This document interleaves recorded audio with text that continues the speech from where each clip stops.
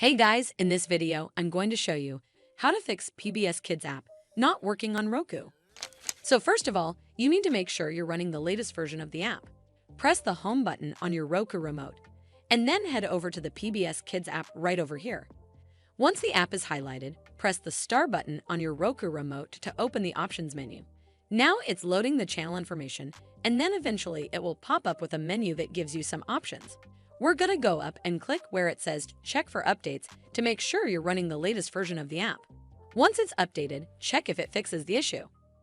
But if you still encounter this issue, then you need to hard restart your Roku device. So the first step is to turn off your Roku device using the remote. Then unplug the power cable from the power outlet. Wait for 3 to 5 minutes, and then plug the power cable back in and turn it back on.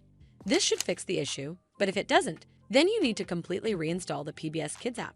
From the home screen, head over to the PBS KIDS app right over here. Once the app is highlighted, press the star button on your Roku remote, and then click on Remove Channel from the pop-up menu. It's going to ask for confirmation, so click on Remove to uninstall the app from your device.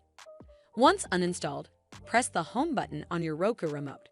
From here, we're just going to use our remote and scroll down until we get to where it says Streaming Channels, and then click OK on your remote.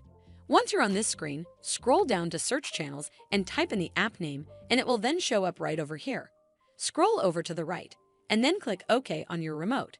Then we're going to click OK on where it says Add Channel to install it back on your device.